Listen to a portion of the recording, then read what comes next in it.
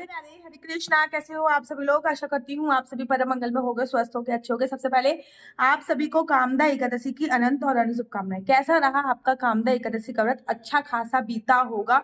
और अब बारी आती है व्रत के पालन की। देखो, शास्त्रों में ऐसा वर्णन आया है, जब आप कामदा एकादशी या किसी भी प्रकार से कोई भी एकादशी का व्रत रखते हो, लेकिन अगर आपने सही समय पे व्रत का पालन नहीं किया तो आपका जो व्रत होता है वो आधा अधूरा माना जाता है।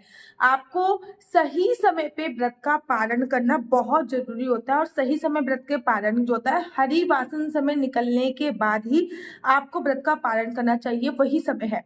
हमारी श्रीमद् भागवत महापुराण में ने व्रत के पालन के बारे में बहुत अच्छा वर्णन दिया हुआ है। संत पुराण में, श्रीमद् भागवत महापुराण में साफ साफ वर्णन किया गया है कि जो व्रत होता है वो व्रतों का राजा जो है वो एकादशी है। और एकादशी व्रतों का राजा बोली जाती है। लेकिन एकादशी का व्रत रखने से पहले आपको ये जानना जरूरी है कि एकादशी का व्रत त्रिदिवसीय व्रत की श्रेणी में आता है, अर्थात 3 दिन का व्रत होता है, एक दिन का व्रत नहीं होता। सही समय पे आपको व्रत का पालन करना होता है, तभी आपका व्रत जो होता है वो पूरा माना जाता है। श्रीमद् भागवत महापुराण में ना राजा अम्बरीश की एक बहुत सुंदर कथा है। एक हमारे राजा हुए राजा अम्बरीश जी, ठीक है ना। इतने बड़े भगवत प्रेमी थे, इतने बड़े भगवत प्रेमी थे कि जब राजा होते हुए भगवान के लिए वस्त्र खुद धोते थे, राजा होते हुए भगवान के लिए चक्की से आटा खुद पीसते थे।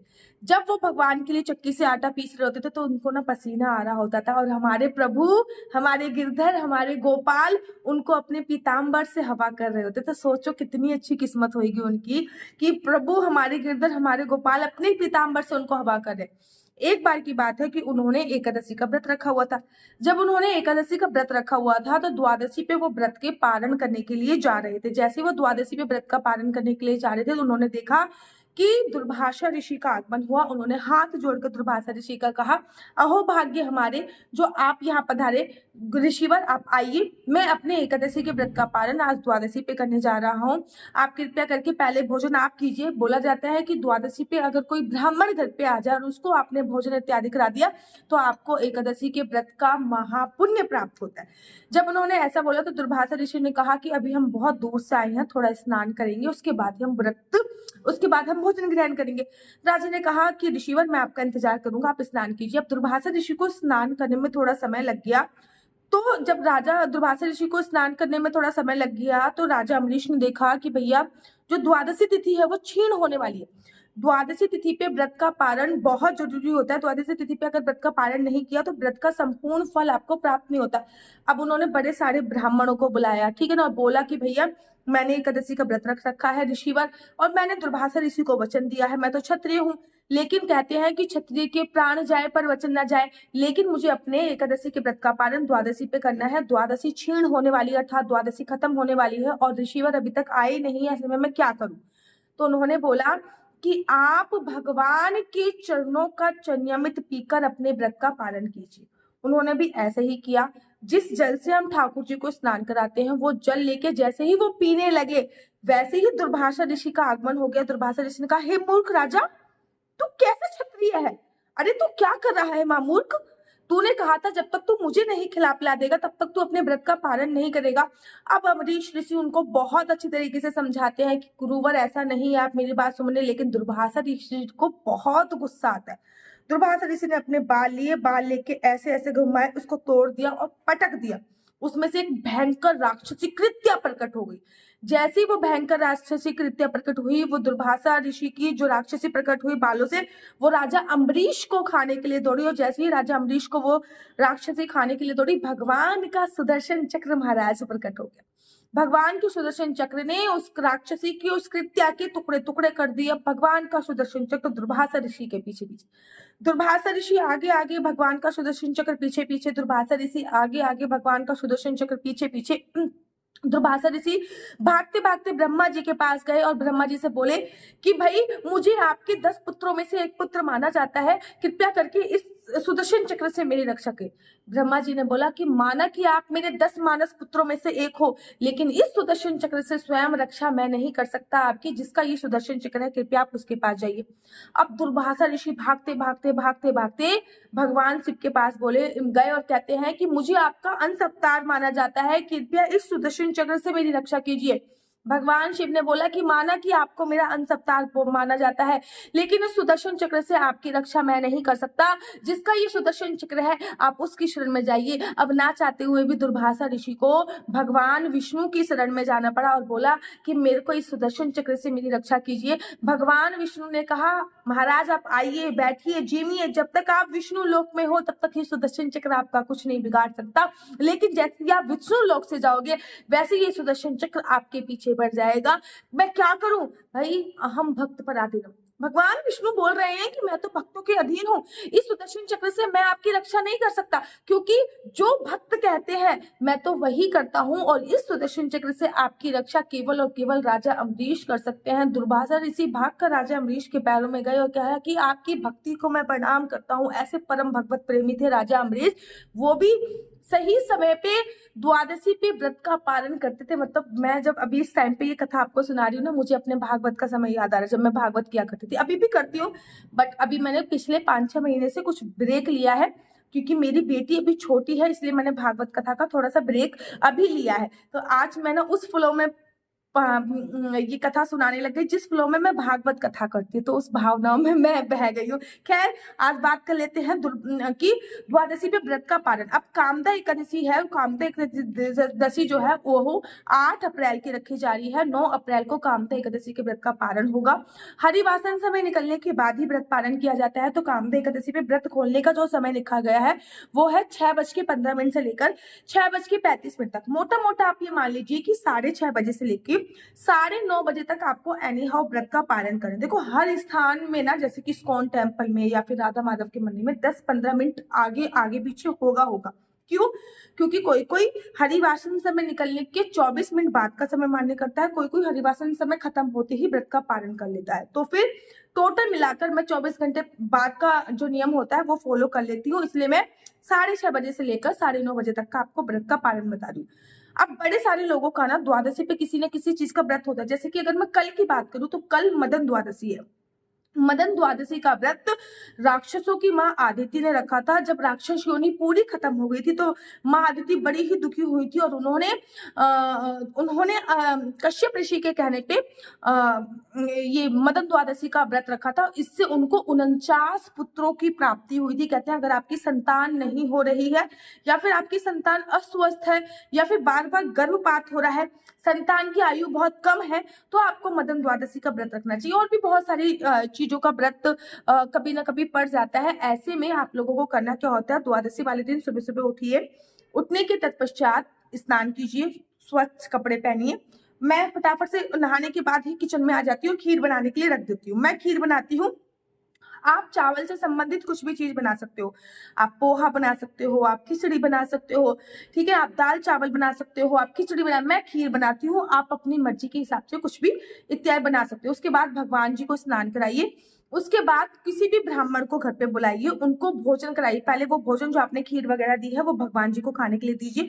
उसके बाद दूसरी थाली में वो ब्राह्मण को भोजन कराइए, उनको कुछ दान दक्षिणा दीजिए। फिर आपने भगवान को जो भोजन प्रसाद दिया है वो खा के आपको व्रत का पालन करना है। अब कोई ब्राह्मण घर पे नहीं आ रहा तो क्या करें दीदी? अगर कोई भी ब्राह्मण घर पे नहीं आ रहा तो फिर आप मंदिर में एक थाली दे के आ सकते हो, या फिर गौशाला में एक थाली दे के आ सकते हो, या फिर किसी गरीब को घर पे बुला के खिला सकते हो। अन्यथा अपने मान्य, जैसे कि सास हो गई, नंद हो गई, ये आपके मान्य होते हैं, इनको भी घर पे बैठ के खिला सकते हो। अगर ये भी उपलब्ध नहीं है तो सिंपली सूखा आइटम गौशाला में दे के आ सकते हो, सूखा आइटम मंदिर में दे के आ सकते हो, सूखा आइटम आप दे के आ सकते हो। अगर ये भी चीज उपलब्ध नहीं है तो महाराज थोड़े से पैसे निकाल के रख लीजिए, और थोड़े से पैसे निकाल के रखने के तत्पश्चात आपको करना क्या होता है कि जैसे ही भगवान श्री हरि विष्णु का आपने व्रत का पालन किया, ये पैसों को आप मंदिर में देके आ जाइए, या फिर इन पैसों से कुछ खरीद कर आप करें। याद रखिए कि हमेशा एकादशी के व्रत का पालन चावल खा के किया जाता है, लेकिन अगर नेक्स्ट डे कोई और व्रत होता है तो एकादशी के व्रत का पालन केवल जल पी के किया जाता है। सबसे पहले मैं आपको बताती हूँ पारण की विधि। पारण अगर आपको व्रत किसी और को देना है तो सबसे पहले अपने हाथ में आपको 7 चने लेने हैं। चनों को ऐसे तोड़ लीजिए, कहीं कहीं पे टूटे हुए चने भी मिलते हैं, मेरे पास टूटे हुए चने हैं, मैं हमेशा लेती हूँ। उसके बाद श्री विष्णु श्री विष्णु श्री विष्णु, मेरा नाम आशु चौहान है, मेरा गोत्र केम लक्ष्य, मेरा निवास स्थान श्रीधाम वृंदावन है। आज मैं पूरी विधि विधान से कामदा एकादशी के व्रत का पालन कर रही हूँ। यह व्रत का पालन कर रही हूँ। भगवान मेरी आने वाली 7 पीढ़ी और मेरे पिछले जन्म की पीछे की 7 पीढ़ी को तार दे। और ये जो चने हैं ये आप पीछे फेंक दीजिए। अगर आप व्रत किसी और को देना चाहती हूँ, ठीक है ना, कि मैं इस व्रत का फल किसी और को देना चाहती हूँ, तो आपको ऐसे बोलना है कि मैं इस व्रत का फल किसी और को देना चाहती हूँ। उसके बाद आपने जिस जल से लड्डू गोपाल को स्नान किया है वो जल हाथ में लीजिए, थोड़ा सा तुलसी दल लीजिए और पी के 7 बार वो जल आपको पीना है, लेकिन तुलसी दल प्रथम बार में और अंतिम बार में आपको डालना है और आपको व्रत का पालन करना है। अगर आपका कोई और व्रत है फिर आप दूसरे व्रत का संकल्प लेके व्रत रख सकते हो, लेकिन अगर आपका कोई और व्रत नहीं है फिर जो आपने भोग भगवान को लगाया है वो भोग किसी और कटोरी में ट्रांसफर करके वो चावल खा के आपको व्रत का पालन करना होता है। द्वादशी पे किसी भी प्रकार से कोई मांस मदिरा का सेवन नहीं करना चाहिए। द्वादशी पे आपको किसी भी प्रकार की कोई काम वासना क्रीड़ा को अंजाम नहीं देना चाहिए। द्वादशी पे आपको किसी भी प्रकार से लहसुन प्याज नहीं खाना चाहिए। द्वादशी पे बैगन खाने से पुत्र का नाश होता है, ऐसा भी शास्त्रों में वर्णन आया हुआ है। तो द्वादशी पे आप जरूर व्रत का पालन कीजिए। कामदा एकादशी के व्रत का जो पारण है वो 6:30 बजे से लेकर 9:30 बजे तक है। मेरा नंबर आपको नीचे स्क्रीन पे दिख रहा होगा। मेरा नंबर है 4 बार 9 20 25 65। आई रिपीट अगेन 4 बार 9 20 25 65। आपका बच्चा जॉब करेगा या बिजनेस करेगा? बिजनेस करेगा तो किस फील्ड में बिजनेस करेगा? जॉब करेगा तो किस सॉफ्टवेयर में जॉब करेगा? क्या है आपके बच्चे का लकी नंबर? क्या है आपके बच्चे का लकी कलर? ये सभी जानकारी आप मेरे से कुंडली के माध्यम से प्राप्त कर सकते हैं। क्या आपके बच्चे की कुंडली में सरकारी नौकरी का योग है? अगर आपके बच्चे को बिजनेस करना है तो किस फील्ड में बिजनेस करना है? अगर आपके बच्चे को जॉब करनी है तो किस फील्ड में जॉब करनी है? आपके बच्चे की शादी का योग कब है? संतान प्राप्ति का योग कब है? या फिर आपका घर बनने की संभावना कब है?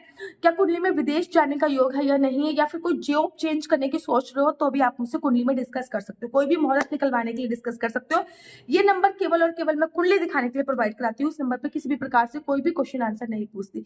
अगर राधे राधे हरे कृष्णा, तो देख रहे हो आप कितनी सारी तुलसी मालाएं हैं। वेट किस बात का, देर किस बात की? अगर आपके पास भी एक असली तुलसी माला की आप तलाश कर रहे हो कि मुझे गले में पहनने वाली एक असली कंठी प्राप्त हो जाए, तो अभी अभी अभी ऑर्डर कर दीजिए। ना केवल आपके पास असली तुलसी माला पहुंचेगी, गले में पहनने वाली कंठी, अपितु आपके पास जपने वाली माला भी पहुंचेगी। साथ ही के साथ आपके पास गोपी चंदन, अष्टगंधा तिलक, राधा नाम के कानों में पहनने वाले इयररिंग्स, डिफरेंट प्रकार के माला, झोली, बहुत सारा सामान श्रीधाम वृंदावन की पावन धरा से आप लोगों के लिए आ गया है।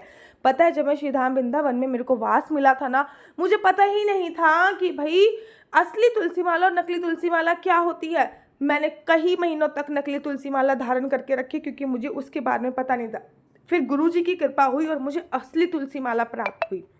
ना केवल आपको असली तुलसी माला मिलेगी, आपके लड्डू गोपाल काले हो गए हैं तो ये गोपी चंदन आप अपने लड्डू गोपाल को लगा के गोरा कर सकते हैं। इस्कॉन टेम्पल से जुड़े हो, राधा वल्लभ संप्रदाय से जुड़े हो, राधा माधव संप्रदाय पर जुड़े हो, तिलक बनाना नहीं आता तो ये तिलक का स्टैंड भी आप लोगों के लिए उपलब्ध है। ये तिलक का स्टैंड भी आप लोग इसका भी फायदा उठा सकते हो। ना केवल तिलक का स्टैंड आपको मिलेगा, अपितु राधा नाम के हार्ट शेप के इयररिंग्स हो गए, स्क्वायर इयररिंग्स हो गए, ट्रायंगल हो गए, ये सभी प्रकार के इयररिंग्स भी आपको उपलब्ध है। कितने सुंदर सुंदर है ना, सोचिए कितने सुंदर सुंदर है। और ये सभी चीज़ें आपको प्राप्त हो सकती हैं और बहुत ही सूक्ष्म अमाउंट में, मतलब बहुत थोड़े से पैसों में ये सभी चीज़ें आपको प्राप्त हो सकती हैं। अगर आप चाहते हो कि आपको ये इयररिंग्स प्राप्त हो, अष्टगंधा तिलक प्राप्त हो जो कि ओरिजिनल है, 8 प्रकार की चीज़ें इस तिलक में इंक्लूड होती हैं।